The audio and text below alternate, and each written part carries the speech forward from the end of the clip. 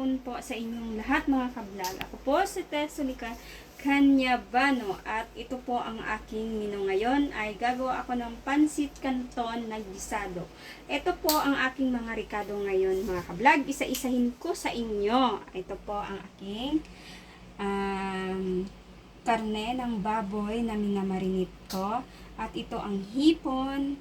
At ito naman, pinaka-special talaga na ginagamit yan pag nagluto ng yung pansit na bihon at saka yung bami. Yan po, Chinese chorizo mga kablog. Masarap siya kahit mahal. Okay, at ito naman ang aking squid ball and chicken ball. Naghalo na po yan mga kablog. Hinalo ko silang dalawa. At ang aking repolyo. At ito ang pinaka gusto kong kanton na niluluto ay ang Hobi Pansit Canton mga kablog. At ito naman ang aking Baguio beans at carrots. Wala po kasing chicharo. So yan lang na ang pinalit ko sa chicharo, Baguio beans.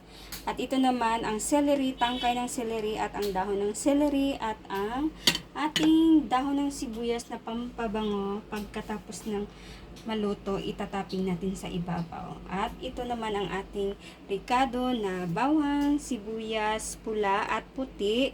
At ang ating pinakarot ng sibuyas dahon para bumango lalo at sumarap pa po mga kablog. Okay po, magbabalik po ako mamaya pag niluluto ko na at ipa-fried ko pa ang aking squid ball at ang aking chicken ball mga kablog.